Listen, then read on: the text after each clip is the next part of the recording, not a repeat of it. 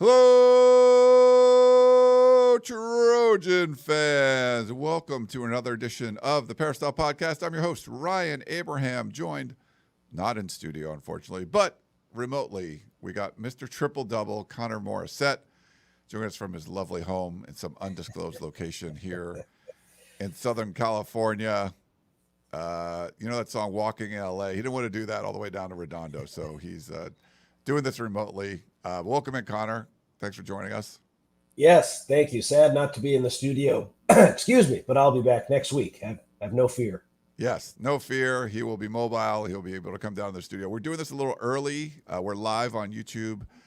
It's Thursday morning. We're recording this at 10 a.m. because we had a House of Victory interview a little bit earlier, so we try to adjust our show times, and that should be a lot more stable once the season comes around. But whenever we can get a player in studio or remotely, we try to do that. So apologize if you're watching live and it's a little different time than we normally do. If you have questions or comments for the show, podcast at uscfootball.com. That's our email address. We got a couple emails to get to today. 424-254-9141. That is our number. You can leave us a text or shoot us a voicemail, and we appreciate those. And if you have Apple or Spotify, if that's how you listen to the podcast, you do have the ability to leave us a 5-star rating and review. We appreciate whenever you do those because it helps to grow the show.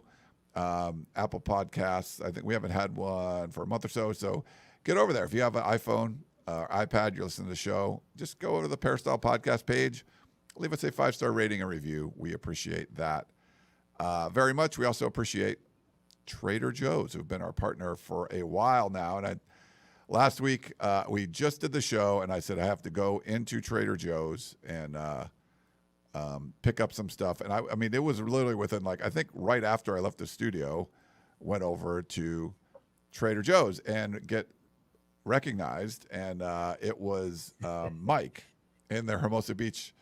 And I was like, I just talked about Trader Joe's, and it was funny. I was asking him if you listened. He was talking about the website, and I was like, for USCfootball.com, I was asking him, hey, do you listen to the show? And he's like, oh, yeah. So he knows we talk about Trader Joe's a lot, and he goes to that one. He's a South Bay guy, too. So I just want to shout out to Mike.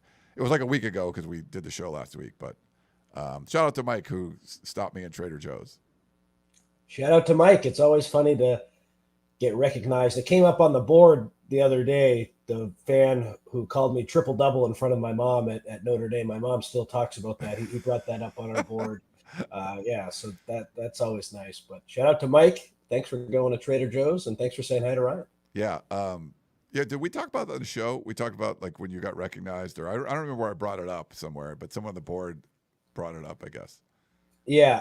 I mean, and the best thing that's ever happened to me in my life is when I was at a kind of a fancy dinner in Venice with some friends. I looked kind of cool, and then some guy came over and gave me a huge compliment, and I just looked like a stud. That doesn't happen all the time.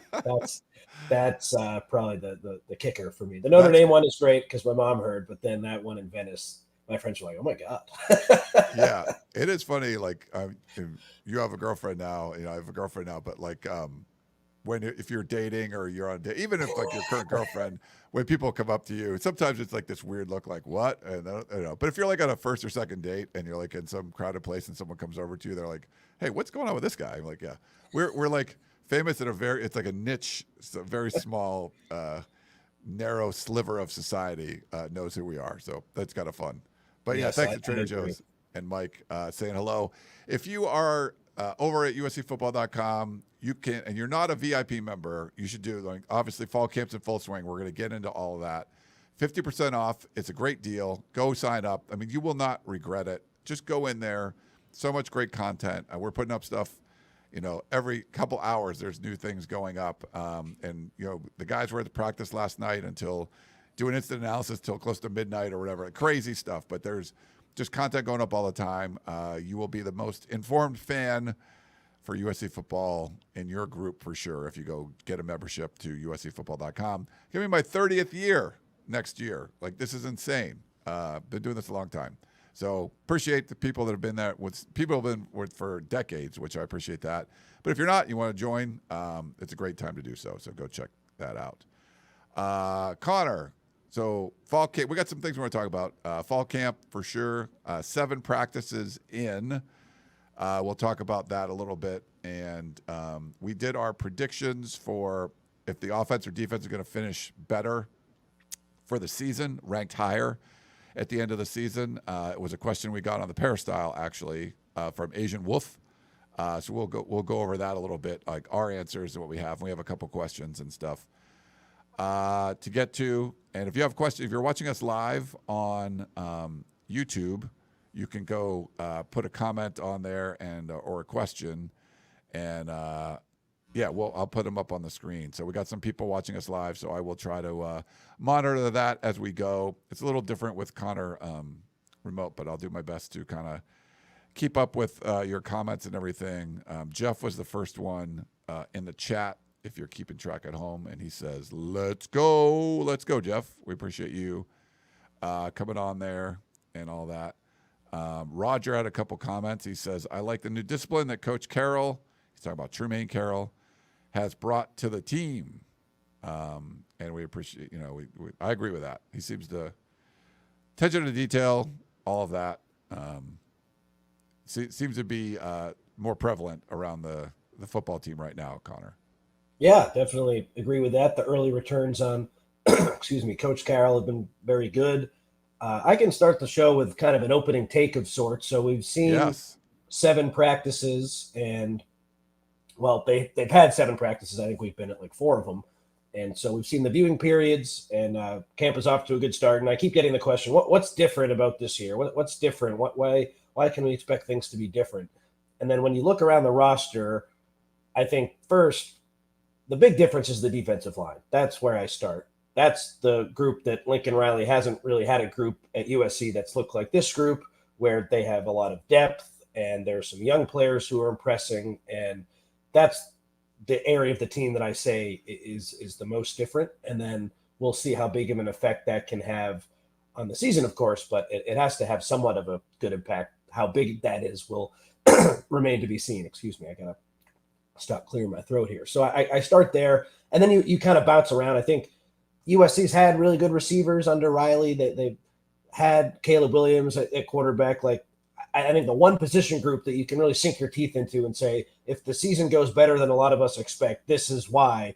I start with the defensive line, specifically the interior. I think it's going to be a lot harder to run on USC than it has been in years past. And that's probably my biggest umbrella takeaway from the fall camp practices so far. That's where it looks different to me.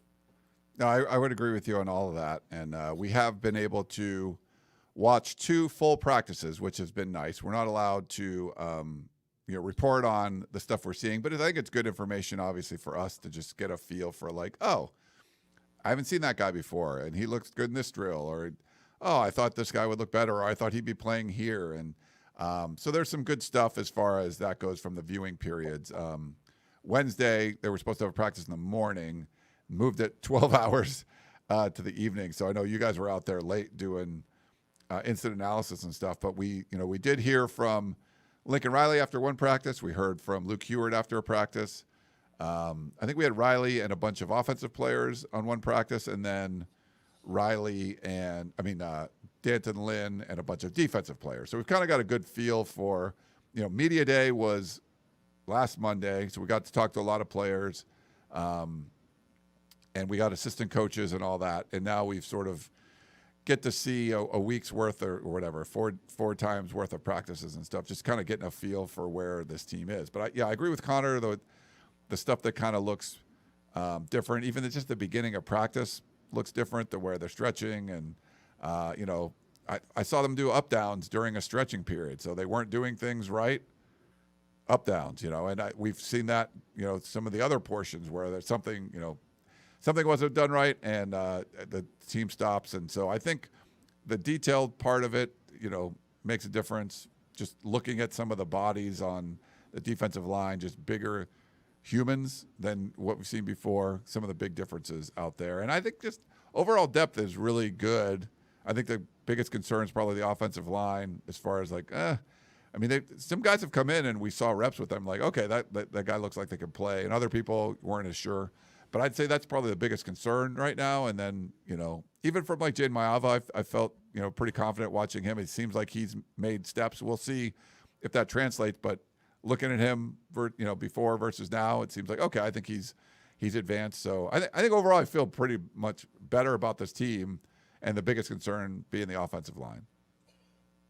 And then with the linebackers too, that's another area where it looks different to me. And it's not a hot take, but just Eric Gentry, the need for him to stay healthy throughout the year is just massive, because I've seen people go back and forth on the board, like who are our All-American candidates, like who is in that mix, and Kamari Ramsey comes up. But like Eric Gentry, if he goes through a whole season healthy, we saw what he did last year before he got hurt. He's just so important. And I was talking to Desmond Stevens last night, who's probably going to be the starting Mike linebacker next to Eric Gentry for the season. And he said, playing alongside Eric, I only have to worry about my side of the field. He has that other side of the field totally covered. And that's another really big piece of this USC defense that's important. Lincoln Riley, the linebacker units have not been very good overall with him in charge. And now Desmond Stevens is inexperienced, but there's a lot of confidence with him. Eric Gentry, though, he's the best linebacker that Riley's had at USC. And so I think it's really important, of course, for him to stay healthy. But another area where, hey, fans are asking me, what's different? What's different? Why can this year be different? Another year of Lynn is huge, but then that defensive line, and then Eric Gentry makes such a massive, massive difference. So that's another area I key in on as well. Yeah, no, I agree with you there. We're getting some comments up there. I was trying to put them up. Craig says, Zacharias Williams will be as much of a factor as anyone on offense. Book it. Just so happens we talked to him earlier this morning. Yes, so we'll did. We'll have that interview up later, so appreciate that. Roger says, I think the USC defense could be top 20, top 35 this year. That would be more than satisfactory. And I agree with you. I think this can be, I don't know about top 35, but certainly better than last year, which was somewhere in the 70s, I think, Connor. Yeah, I think for some statistics, they might have been like 50 something, and then set like 50 something for yards or 50 something for points, or 70th for points, or vice versa, something like that. But just looking at the schedule, I think we all saw this week Jaden Maiava is picked by one of the sports books to lead the Big Ten in passing yards. And there's just not a lot of high-powered passing offenses in the Big Ten heading into this season. Maybe there will be a team that surprises, but like you just look at the schedule for USC, and stopping the run is of the utmost importance. And that's where I think this team can take a big step forward. So at Purdue, their best players, running back Devin Mockabee. Illinois will have a good rushing attack. Michigan has Justice Haynes and a good younger player who they're excited about. Notre Dame returns their two studs. Nebraska, they like what they have in Dylan Raiola, but they will run the ball as well. Iowa's always going to run the ball. Oregon took arguably the best running back in the portal in Mekhi Hughes. So when I'm looking at just how USC is built, I think stopping the run is key, of course, like it is in any team. But just the way USC's schedule lines up, there aren't a lot of really strong quarterbacks. Luke Altmaier, you could make the argument, is the best quarterback who USC will play this year, and he's a good college player, but I don't think he's some great can't-miss prospect. The running backs are the guys to know on the schedule, and so with the beef, with Eric Gentry being healthy, hopefully that will lead to USC doing a better job against the run, and I think that's another key to the season. No, agree with you there. We had a lot of offensive line talk in there, and we can kind of get into that. We had Franklin say, I think the offensive line will be better than people think. We'll see. I mean, I think, guys like Elijah Paige, I think you're going to expect a lot from him. That's an older picture. He has his hair is not that flowy anymore. He's got the was it Jaden Walker did the haircut? I think is Walker doing the haircut? Jaden Walker cut his hair, yes. So he cut a lot of the guy's hair. But the DJ Wingfield situation, we learned a little bit more. I don't know if you want to update that, but that's certainly, the Purdue transfer you thought would come in and be the starter at left guard. But yeah, what's the update there? The judge in his case rejected it, but then now on August 18th, the NCAA needs to provide information to the judge as to why a TRO can't be put in place here and allow Wingfield to play. So just in layman's terms, August 18th is the next date to pay attention to with Wingfield, and he'll either get I think it's a restraining order technically, and if he gets it, he can play. If not, I think he might be out of options. So August 18th, that's the date to watch. But we heard from Lincoln Riley about the Wingfield situation last week, and understandably, he just talked about how DJ was not doing well and he's having a tough time, which makes a whole lot of sense, where you think that you're going to get an extra year. And Ryan, our understanding is he was all set to get that extra year, but then the house settlement kind of messed up some of these extra year stuff, which it's crazy that the house settlement would have that impact. You'd think that, okay, these guys get paid now. What does that have to do with eligibility? But there's some language in there that's preventing a lot of these junior college guys from playing. The NCAA, all of a sudden, because of the settlement, has more power. So it's confusing, but just to kind of sum it all up, we'll find out on August 18th, it sounds like, if he'll be able to play. And it's been explained to me by people who study this stuff.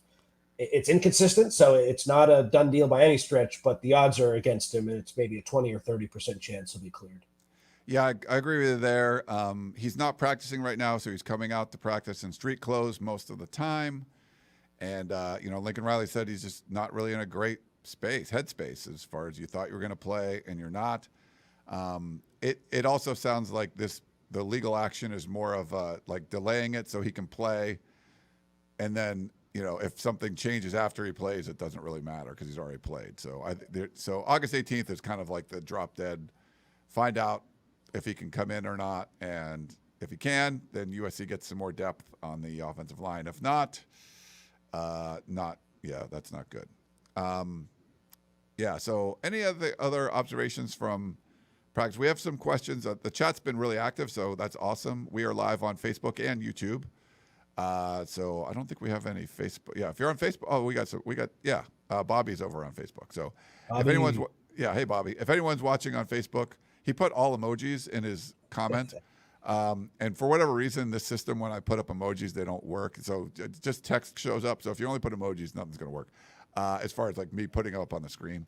But yeah, if questions in there, you can put them in there, and I will try to star them and get back to them in a little bit. But any other kind of takeaways from practice before we kind of move on? There was some stuff with some young guys, but I'll hit on the offensive line quickly, and then maybe we can move over to the young guys or take some questions and get to that later. But like, I understand the concern where you bring in DJ Wingfield to be a starter, and he maybe can't play, and it's already an inexperienced group with some new pieces. Elijah Paige is really the only blue chip established returning starter on the team, where you like John Ray Reed, who's logged a lot of snaps, but he's coming to the Big Ten for the first time. I have confidence in him, but he's new, and Tobias Raymond will be a new starter, and Micah Benuelos may end up being a starter. He's a highly ranked guy from a couple years ago, but he doesn't have a whole lot of experience. That mixed with a quarterback who's prone to turnovers, like, I understand why people are a little bit concerned with that. And I just go back to in 2023, that last year of Caleb Williams, I thought that line was going to be good. They take Michael Tarquin. They took Jarrett Kingston. It's Justin Dietich. It's Jonah Monheim. There was a lot to like about that line. And going into the year, I felt good about it. And then they just were not good. They had a really tough time against Notre Dame. It's hard for me to say with 100% certainty, like, oh, everything's just going to be okay, when that line, which I think you could make the case had better talent, they just didn't mesh really well, really struggled. Maybe this line will go on to fare better, but I totally understand the concerns. I'm concerned about it, especially with the road games that USC has at Notre Dame, at Nebraska, at Oregon, at Illinois. That's going to be a challenge. It's a good thing that the schedule starts a little bit easy and they can get their sea legs under them, but it's going to be a big ask with this offensive line going into some of those hostile environments to get results. So that's the biggest concern on the team for me. And I'm not saying with 100% certainty, like it's going to be bad, but I totally understand why people have question marks there. And that to me is going to be the X factor for the season, because I do think the defense is going to be pretty good. Yeah, no, I think the defense is going to be good too. I just like how it was like a fundamentally sound defense last year that sort of was missing some bodies, and they got some bodies now. And the depth at linebacker looks better than I thought. Rob Ryan was like, doesn't matter. I'm putting those guys out there. They're going to play. I was confident that the linebackers could play well last year because of Matt Entz. Pretty much the same thing because Rob Ryan, and you really like Gentry and Desmond Stevens and some of the guys that they have behind there. So I feel better about the linebackers than I did just even a few weeks ago probably. And a lot of guys in the secondary. You know, there's a lot of depth there, and we'll see sort of how that all plays out. But I agree with you. I think the defense is going to be better. I like Wayman Jordan a lot. I think they're going to run the ball well. I think there's a good group of receivers.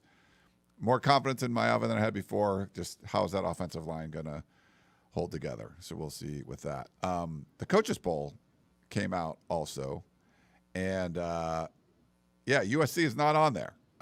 So they got Texas number one. The Coaches Bowl.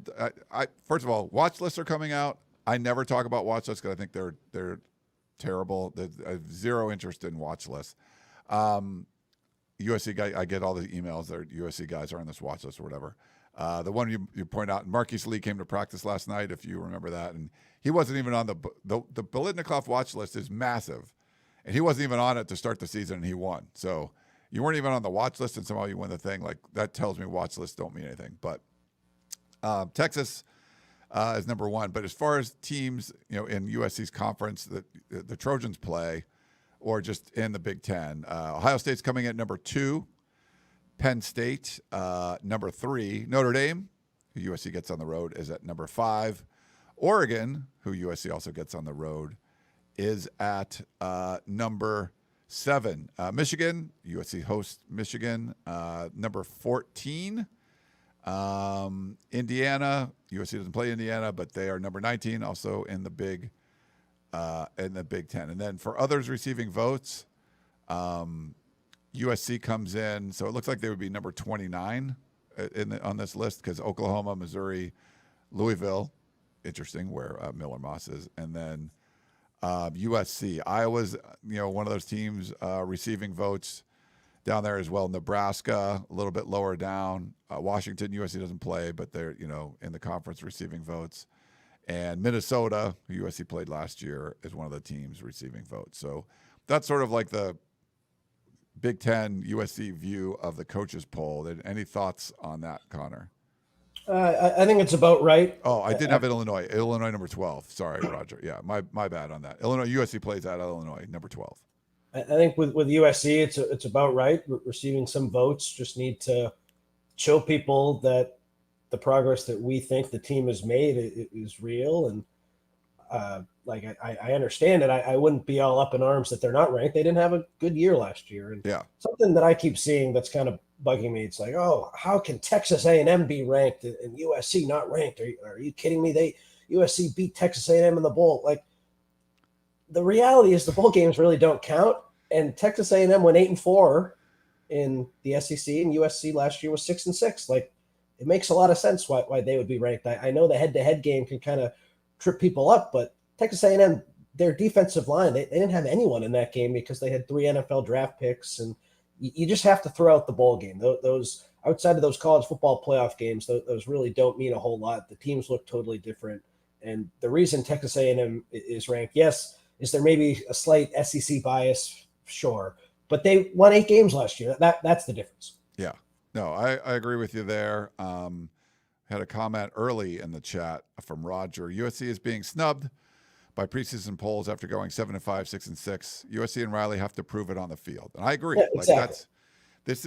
I think if you're, you'd like to see. It's cool if you're watching like the recruiting rankings and you see USC's ranked number 1. USC will get the benefit of the doubt. After like Caleb Williams came in and did things, they were getting the benefit of the doubt in year 2, even though a bunch of those games were like questionable, but it was still 11 wins. USC is going to get the benefit of the doubt.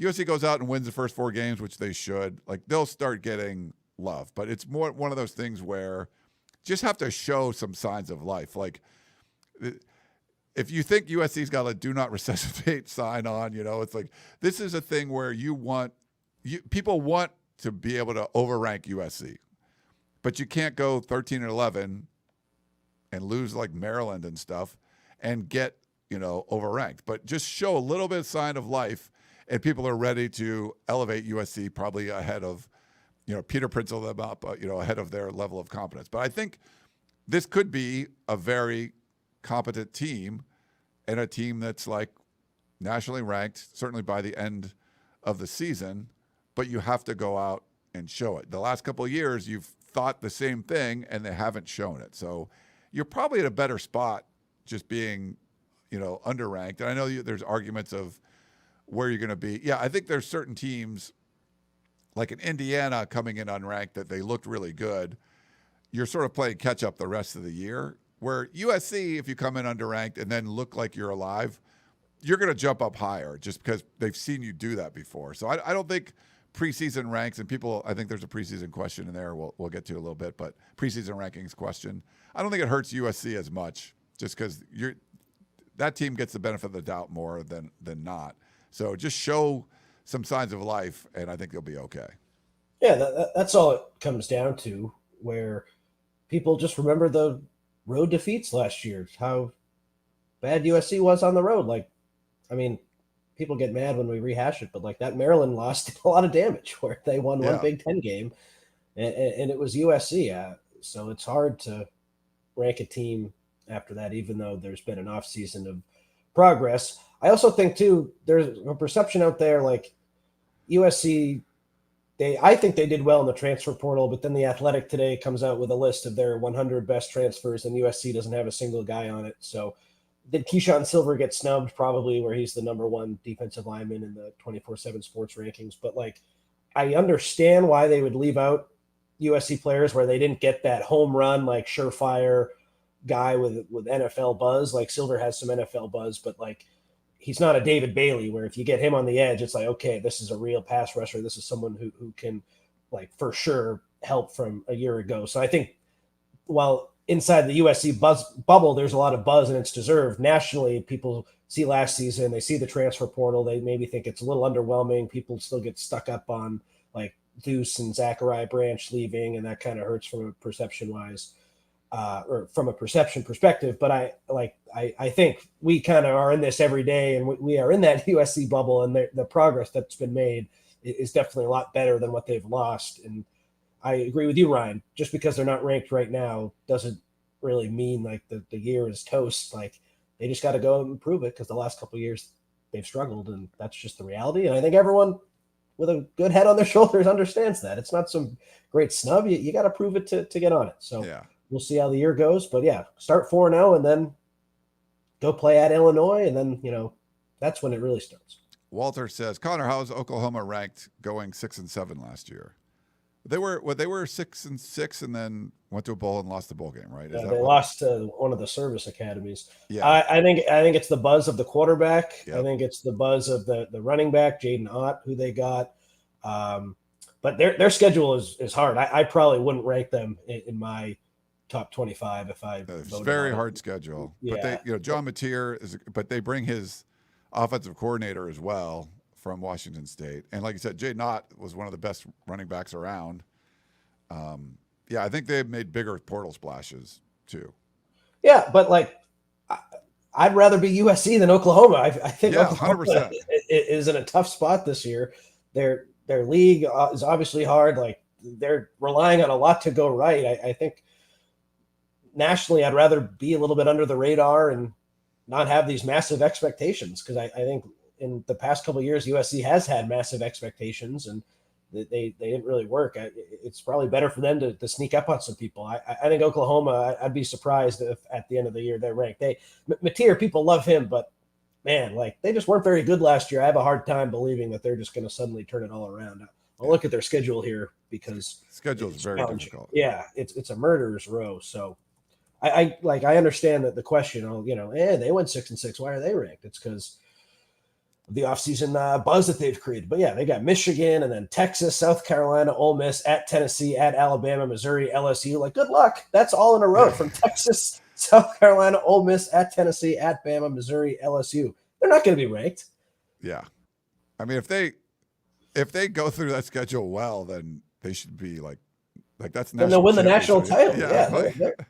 They're not doing it. I like, they could start off and be good. Say they beat Michigan early, and then they got Auburn, who's, we'll see about them. But like that back half of their schedule, I think the USC back half of their schedule is hard. Oklahoma, their back half is almost impossible. Yeah.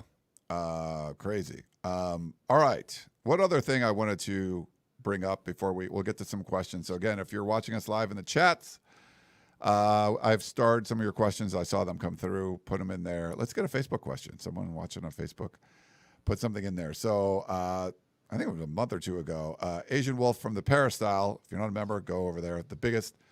This message board, like literally created back in 96 or whatever. As far as interactive USC message board where you could go post your message. First one that's ever was out there. So it's been a long time, and it evolved into the Peristyle. It was a big free board for a long time, and then when we joined Rivals, it became a premium board, and it just kind of grew and grew, and been doing it a long time. But we get a lot of great stuff. A lot of the posters are super informed over there. So if you're not a subscriber, go over there. VIP, 50% off right now. You can sign up for a year. You will not regret it at all. Trust me. But Asian Wolf over there had a question. Said for a final preseason podcast. So we're getting close to that. Will the offense or defense end up ranked higher in their respective categories the categories it gives are total yards per play, points, turnovers, and penalties. And we had Shotgun kind of look up the penalty stuff because that's not really tracked. And the tiebreaker would be the final AP poll rank. And the winner would get the title of USC football guru. So went through and asked the entire staff, and we all made our picks. I picked, so I'll go over mine. For yards, I had offense. Yards per play, I had offense. Points, I had offense. And then for turnovers and penalties, I had the defense. And my final AP rank, I had 24, which is probably going to be like an 8-4 kind of thing. For Connor, he had yards and yards per play offense. He thought the defense, though, would be ranked higher as far as points per game. So he had defense there. Turnovers, he thought the offense would win the battle. And then penalties, he also thought the offense would win the battle. So we had three of them different, and the first two the same. And he had a little bit higher rank, 18, for the AP rank. I think I meant to say the offense would have more penalties. Is that not what I wrote? I think, you put offense would have fewer penalties. Like, so do you want defense? You think that I can switch it for you if you want? Yeah. Would you mind before the season starts, so I don't get accused of? No, you're fine. Yeah, that's cool. Yeah, it's like who's going to win the category. So it's like, yeah. So the defense would get fewer penalties. And I can go over last year what both teams did and then get your thoughts on everything. So for total defense last year, USC was 77th. And total offense, USC was 24th. So USC took a big step back on offense, took a big step forward on defense, but the offense was still well ahead as far as nationally ranked where you are. Well, and as far as yards, like that's that's yardage statistic, where points it's a little closer, right? Yeah, so that's total. So total defense, total offense, that just means yards. It's not a great stat because of teams that run a lot of plays are going to have higher yardage numbers and things like that. Yards per play, the defense was still not great, 87th overall. They gave up 5.83 yards per play. For the offense, USC was ranked 27th. They gave up, or they achieved 6.32 yards per play. So we both had offense for those, even if, a year where the defense got better, the offense was still well ahead in those categories. So both of us felt that they would stay there. Yeah, that's how I see it. What happened with the penalties? I would need to. We'll go over that too. Yeah, we'll get to it. There's only, so of everyone for yards, we had 1, 2, 3, 4, 5, 6, 7, 8. So it looks like 11. 1, 2, 3, 4, 5, 6, 7. No, 10 of us did this, and we had 1, 2, 3, 4 people pick defense to have a higher rank. So that's a massive improvement. Either the offense drops off, But like for USC in total yards, 77th, they gave up 4,900 yards. The offense gained 5,684 yards. That would have to be a massive switch, and 4 of the 10 thought that somehow the defense would be ranked higher. That's interesting. I was not one of those people, right? No, neither of us were. Yeah. It's Lincoln Riley. They're gonna get a ton of yards on offense. Only 2 people had the defense having better yards per play, but that was even a bigger gap, like 87th to 27th. So we'll see. For points, that was kind of an even split for people picking. I had the offense winning the point battle. You had the defense winning the point battle. Last year, it was close. The defense was 56th, giving up 24.08 points per game, and the offense was 51st, scoring 30.2. So the offense still won. I felt that the offense was going to get better than 30 this year, and I think it would be for the defense to catch up. I think the defense would have to drop like a lot. So I don't know. We'll see, but that was a much closer statistic. The offense did win, and our staff was kind of split on points. That just goes to me, or comes down to me feeling pretty good about this defense. So it's going to be a big ask. I know with Lincoln Riley, that would be a surprise, but I think because it was so close last year, I see the offense maybe not staying the same. They're probably getting a little better, but I think the defense is going to take a jump, and that kind of is what contributed to my thinking there. All right. Turnover-wise, the defense was ranked 58th.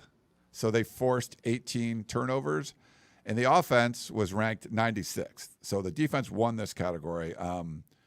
They lost 31 turnovers. And so with Jade Mayava being there and, they had turned the ball over a little bit.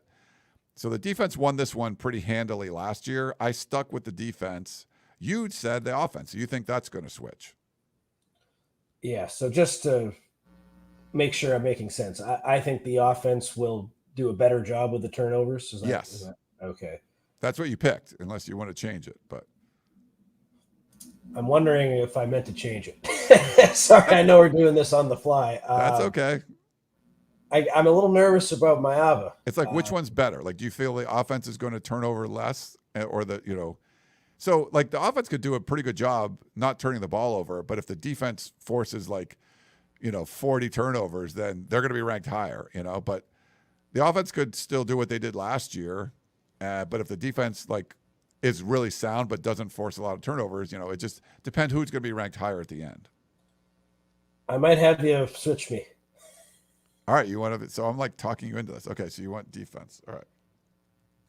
Thank you. All right, so you think that that was a pretty significant 58th and 96th. If I'm buying in on the defense, I got to buy in on them. There you go. Yeah, you buy it in there. And then penalty-wise, we both picked defense. Last year it was defense. The defense had 24 penalties. The offense had 40. So there's not like a ranking per se for that.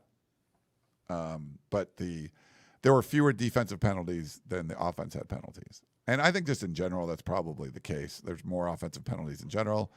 So most everyone picked defense for that, but a couple people picked offense. So yeah, I kind of picked exactly what they did last year. I as far as rankings, who's going to be ranked higher. I think the gaps will shrink a little bit, but that's where I went. But yeah, thanks, asianwoof. It's a good exercise. I will keep this chart with everybody's picks, and then we'll see who gets titled USC football guru. Only one of our colleagues had USC unranked, but everyone from 11 down to 24 is where a lot of the rankings were. That's where all the rankings were, except for one that was non-ranked. It's going to be hard, but don't you kind of feel like in year 4 here they have to be ranked to end the year? I mean, yeah, what was the let's see, let's look at the AP poll. Yeah, I was looking at it too. So Clemson was the highest ranked 4-loss team, but they got into the playoff because they ended up winning the ACC championship. So it's a little skewed, but they were 10-4. Alabama, and they were 14. Alabama was 9-4, and they were 17. So they were 8-4 after the regular season, and then they won their bowl. I'm pretty. Or did Michigan beat them in the bowl game? I might have that backwards. Michigan, yeah. I think Michigan did beat them. So they were 9-3, and then they lost their bowl game. Colorado was like 9-4 and 25th. So like, I feel like if USC went 8-4 and like won their bowl game, like where I picked them at 24 would be about right. I think you're probably like Syracuse was 10-3 at 20, number 20. South Carolina, they were higher. They were 19. They went 9-3, and they were like, people talked about them in the playoff, but then they lost to Illinois, I believe, in their bowl game. So I'm curious, like the regular season. Let's look for a regular season. Wait, that's week 17. Okay, I don't know, but yes. You got to win 9 games to get in there. I think maybe you sneak in with 8, but 9 is where you got to be. Yeah. All right. Well, let's take a quick break. We'll come back and we'll do some more questions. So back in a minute, everyone.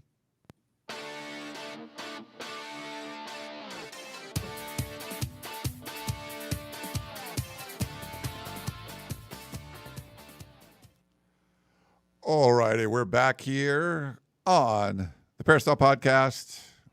Listen across all the different podcasting platforms. Been doing this podcast since 2008. So been a long time. You can do all that. Like I said, the website started back in 96, if you can believe that, when I was an engineer. And it's been a lot of iterations, but we're still going. It'll be 30 years next year, which is hard to believe. We also have some breaking news. You know what I don't see in the chat, Connor? You sound like an echo chamber or something. Yes. Good. We had some technical issues for a couple weeks. I think all the audio got fixed when I uploaded the videos, but if you're watching live, there were some people saying, this, I don't like this, whatever. There were some audio problems, but should be all fixed now. So we're good. So you just want to let people know. It was like, no one's in the chat saying you sound like you're an echo chamber or something, but yes. I think if you watch the videos later, all the audio was fixed. So that would be good. The podcast should all be fixed. But I think for the live viewers, we got that fixed and stuff too. Had an email from Mark in Santa Monica. So this might, I'm sorry, this was from Dylan Albuquerque. My apologies. Quite excited about the crop of running backs in the room this season. Can you expand further on what you expect the role of each back to be, and who do you believe will control most of the playing time? And he says, P.S., thanks for the 75% off offer on the site. That's what we had last week or earlier. I finally joined and probably long overdue. Dylan in Albuquerque. Well, thanks for, you had the Gerard calls them filthy casuals, or Gerard and Chris, and now he's a member of the P. So welcome to the family, Dylan. Thank you. And I'll let Connor answer your question about the running backs. I think it's going to be the Wayman Jordan show. He's going to be that starting running back. He'd separated himself in the spring. All the returns on him have been great. I think he's going to be the guy.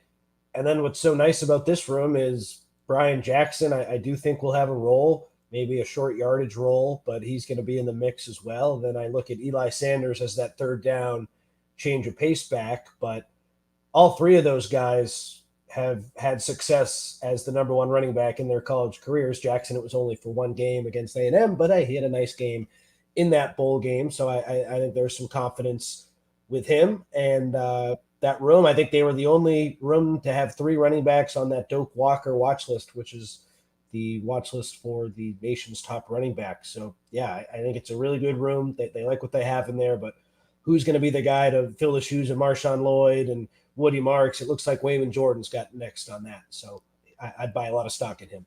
I would too. Our Gerard Martinez was maybe the first kind of hype man for Wayman Jordan when they were recruiting him. And he's like, dude, this guy's legit. And then just from what we've heard from everybody, they're like, this guy's legit. Then we wait to watch and seems like this guy's legit. So he even looked good, catching passes too. So I think he can be that do-it-all guy. And, USC's been – one thing Lincoln Riley's done consistently is bringing in stud transfer running backs every year. And, you had Travis Dye and Marshawn Lloyd and, of course, Woody Marks, who was MVP of the team. It looks like – I agree. I think Wayman Jordan's going to be that next dude. Comment, this is from Franklin. How confident are you guys that the defense will take another step forward and become a top 20 defense? That's a pretty big step to go. Yeah, I don't know about top 20. I think my biggest concern with the defense, let's just assume everyone stays healthy for this exercise. I think it's the pass rush still, where I think they can get to the quarterback from some of those guys in the middle, but like they were pretty bad at sacks and tackles for loss last year, and they just didn't get a lot from their edge guys, and they didn't upgrade that position. They returned Anthony Lucas, who of course got hurt, and he led the team in QB pressures at the time, but he doesn't have a sack in his career. Cameron Fountain's really raw, but by all accounts, he's improved a lot. Braylon Shelby, he was a little underwhelming last season. Maybe he can take a step forward. I think that's going to be an X factor for this defense where, yes, Eric Gentry can get some pressure. Maybe you can get some pressure from the interior guys, the corners, if there's a safety blitz. Like Kamari Ramsey had some success with that a year ago. But like those edge guys, that was the one position. I remember when David Bailey, the Stanford edge, entered the portal, and we were all like, oh, that's a guy they need. They should go after him. But USC pretty quickly said, hey, we're confident in the guys that we're bringing back.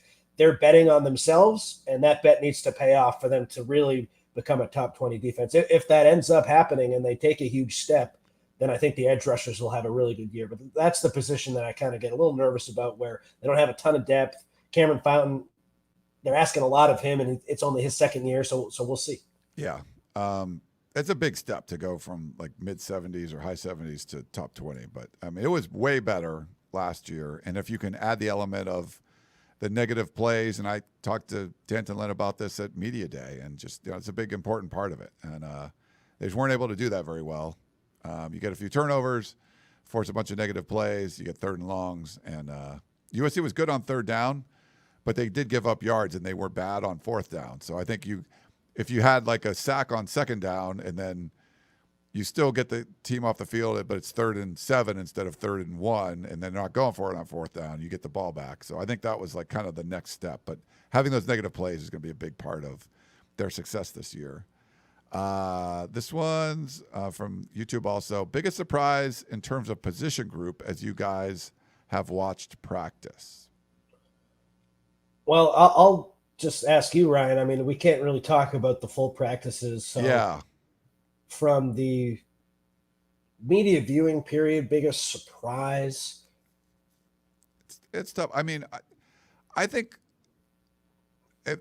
maybe I had a concern about the linebacker group, and then it seems like there's a lot of confidence through that room that these guys are going to be good, even though there's not a lot of experience. Like maybe me feeling better about the linebackers than I did coming into camp. Maybe, I don't know. That could be my biggest surprise. Yeah, and I don't know what constitutes a surprise, where we've talked up the defensive line, especially the guys in the middle. We've talked up the running back room. Those guys, I think, are going to be really good. So maybe surprise, like it's probably not a surprise, but just Wayman Jordan continues to really, really impress me. And as you said, Gerard was high on him. We were all high on him. I don't want to say this wasn't expected, but I think he's just been as advertised. And in the world of college athletics, where sometimes you get a guy on campus and then he's not all that you were hoping, like it seems like Wayman Jordan is even better than they were expecting. Lincoln Riley described him as being too good to pass up. So it might not be a surprise by the definition, but I just think him being on the right track, it's reassuring. And maybe it is a small surprise how good he's doing. I would point to him. Okay. Let's go. It's T-Hack, I guess. Have you seen anything from Xavier Jordan? I felt like last year he looked good in the spring game, and then redshirted. Is he in the running for some reps?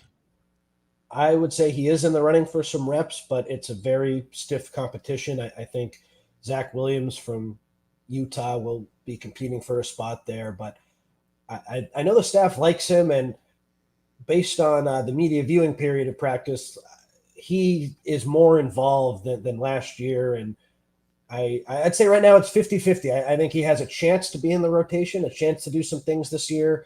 He seems to be ahead of Jay Fair, which I think is good, but I don't want to say with 100% certainty like he's in the rotation for sure. I still think he has to earn it, but it seems like he's being given more of an opportunity than in years past. Yeah, and he's, we get to see him doing special teams work out there. I think I watched him a little bit earlier in camp at one of the earlier practices and felt like, I'm not sure it's there. And then the later practice I saw, I thought he looked better. Yeah. We can't really talk about the stuff when we're, reporting on things, but just the general feel. There was one practice I think I was like, I'm not sure. And then another one I felt like, okay, this looks like, but I agree with Connor that the competition is stiffer. I like Prince Strachan a lot. I think he's going to, he was my pick for the number 3 guy, the big dude out of Boise. But there's a lot of people very high on, Zach Williams, and it seems like he's getting some run out there. He's getting some special teams love too. We'll play that interview with him coming up, so you guys can check that out. So I think there's a lot of competition there, but it's pretty clear who the number 1 and number 2 guys are. And we didn't see a lot. Jacoby's been kind of coaching more. He did some more work last night though, right? They caught some passes at least. Yeah, he did, and then he stopped. So I'm not totally sure what's going on with him. Lincoln Riley highlighted him as a guy who wasn't quite ready to practice at the beginning of camp, and that still looks like it's the case. So obviously he just gives a dimension to that room that they don't have. The one true freshman receiver, Ryan, who maybe has a chance because he enrolled early and has done a nice job, is Corey Sims. So he might be someone else to watch. And then I liked Romero Eisen, what I've seen from him. I don't know if he'll play at all this first season. Maybe it'll be like a later in the year situation like we saw with Mackay and Deuce in their freshman years. But I think he's on the right track too. Chris is a big Tanook Hines fan, I think, too. I got to see him in Hawaii at the Polynesian Bowl. They're like, he's like a bigger Mackay Lemon is like what I think that's how he describes him. So, there's a lot of good options there, but I like this better. I asked when we had Lincoln Riley 1-on-1 or 2-on-1, I guess, in Vegas. That was like my last question to him, and just being a little more focused. Where last year, you watch some of the highlights from last year, and you're like, oh, that's Deuce Robinson, or oh, that's Kyron Hudson, and then there's this big mix of Zachariah Branch, and someone put highlights of like the LSU game, and Branch had a good game in that one. It just didn't kind of do much after that. But the ball was just sort of spread around a lot. And I think now having like focus on your 2 main dudes and then other guys being contributors, that, it might make the offense flow a little bit better.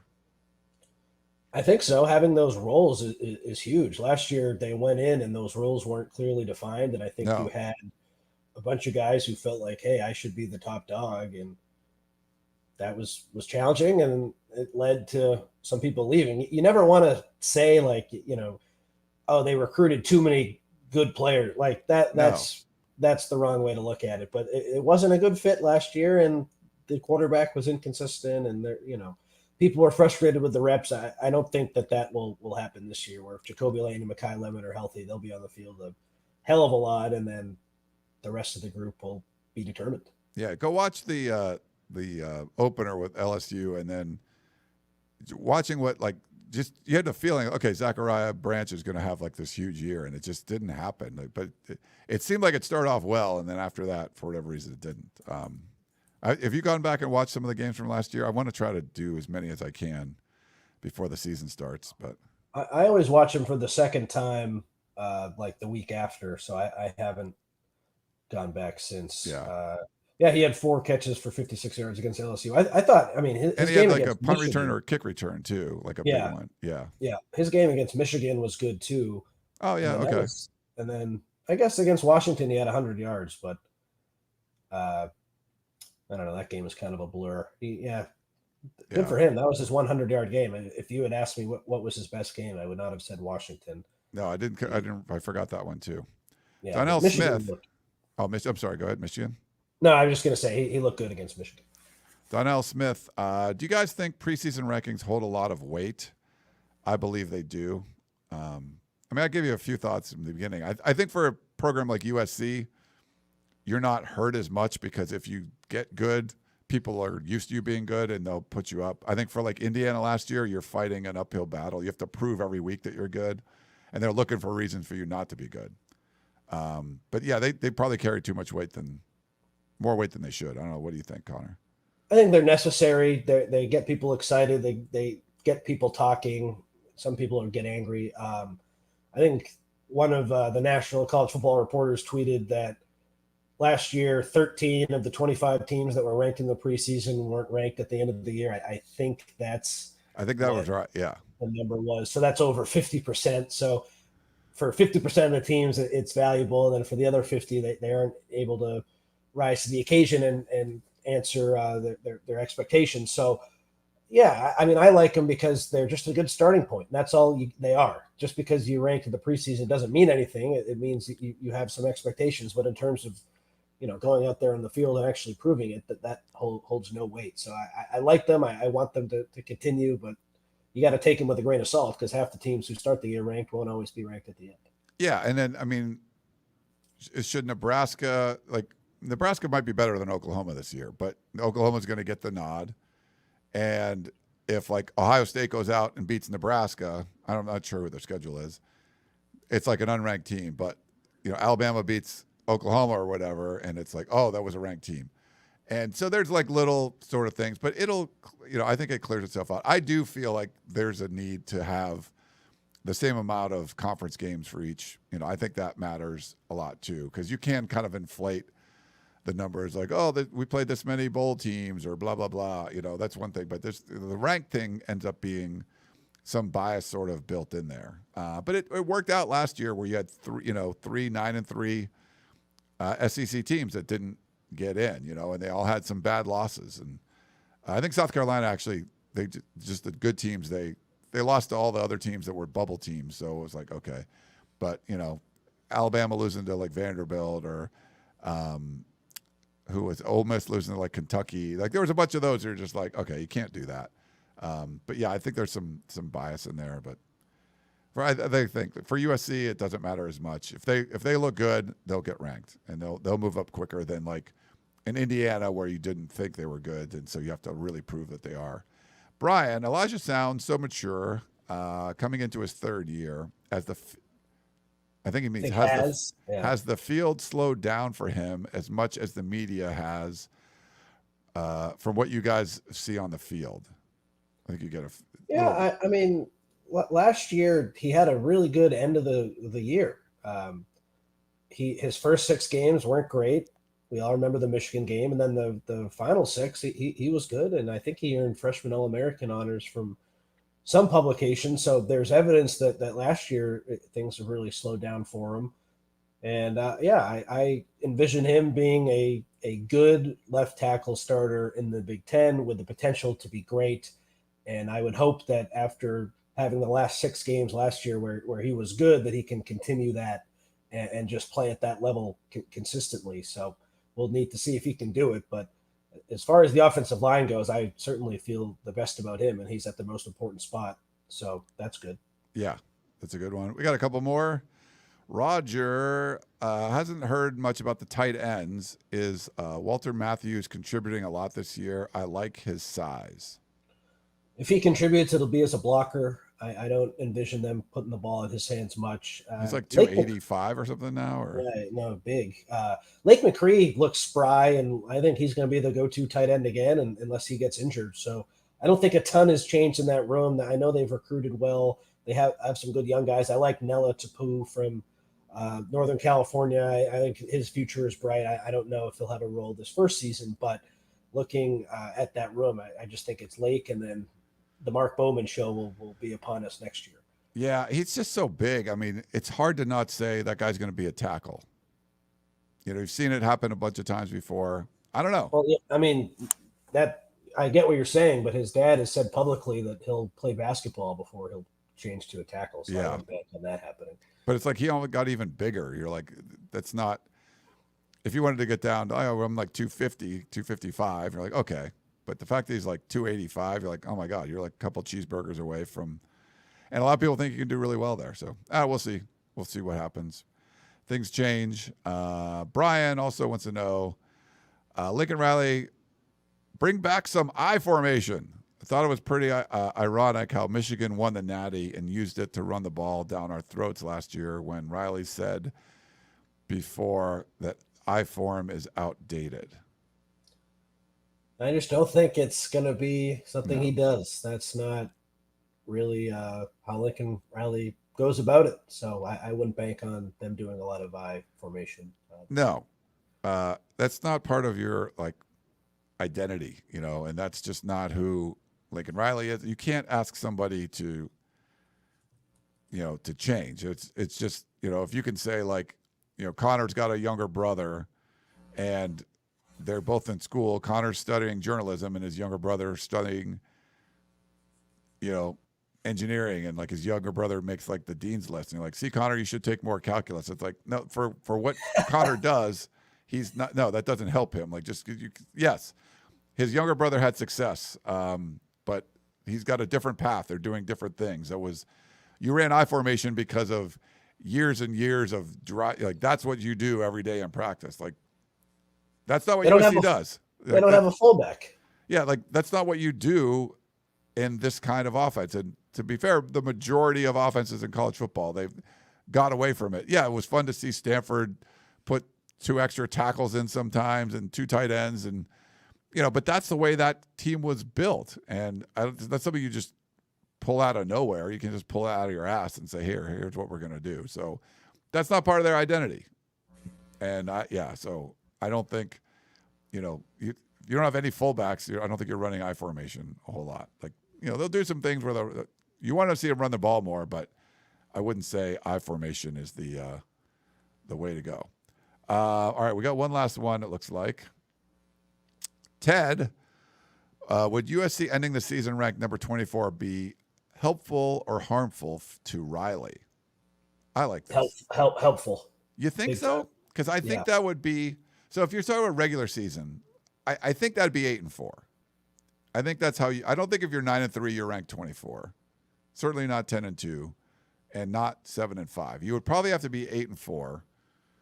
Maybe there's a good win in there over one of the ranked teams, and I don't know. I'm not sure, but would you think 8-4 is about the regular season? That's where you would be, or do you think 9-3 you could be there? I had the poll pulled up, and then I think I pulled up Oklahoma's schedule, so I can take a look at it. But yeah, I just think it's perception-wise. Like obviously, it's not where you want them to be 24, but like they were unranked the last 2 years, and that would be a sign of progress. I think this year is all about showing progress. So that's a very important part of this. Sorry, I'm getting a phone call. Gotta reject that. So let's see. Let me look at the week 14 AP poll here. So there were teams who were 8-3, and then if you go to week 15, it's a lot of 9-3. So 8-4 might not even get them there. They might have to win a bowl game to get there. Just based on last year. I think like some of like the South Carolinas and Alabamas and the Ole Misses that were 9-3 were like in the teens, So I feel like a USC would probably be higher than 24 if they were 9-3. Well, after the regular season last year, no one with 4 losses was in the AP. Oh, really? Okay. 25. So, I mean, if 9-3 it gets you there, I think. If they're 9-3, I think they'll be better than 24. It's tricky. Yeah. I think if they go 8-4 and then win a bowl game, they'd have a chance to end the year at number 24. But it looks like based on last year, you have to be at that 9-win mark to get in. So maybe that's the case for them. I think they'd be higher up though, of course. But I think it's good. Like they weren't ranked the last 2 years. You ranked this year, progress. I think Sweet Tooth has it. Less than 9 wins would be disappointing. And I think, yes, I think even 9-3 might not feel the best because, but it certainly would be a lot of progress. But I feel like. How would 9-3 not feel great?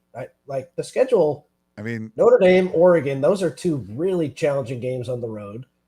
So but you're year 4 of Lincoln Riley. Like you're paying a dude $11 million a year. Like, you're not trying to feel good. You're trying to make the playoff, and you're probably not making it at 9-3. So I think that's certainly better.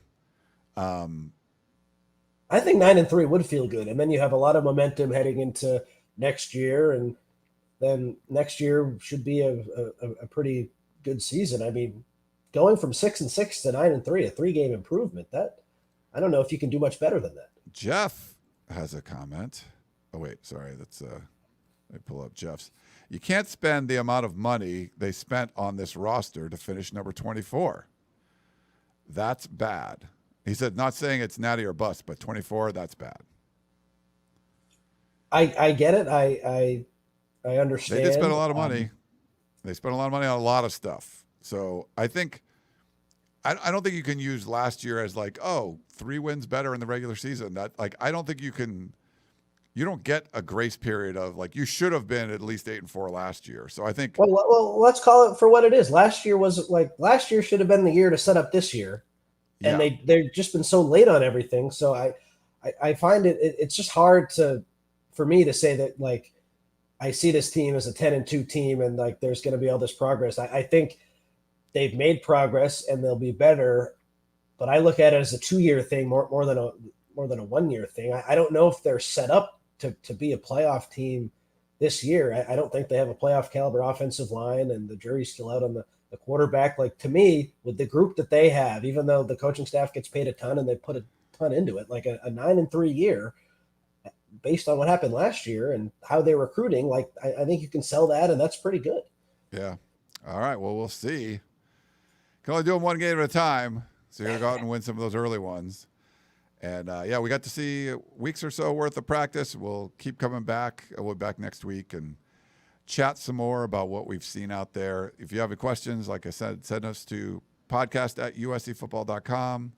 You can also shoot us a text or leave us a voicemail at 424-254-9141. We love to hear from you. And if you're not a member at uscfootball.com, 50% off an annual membership.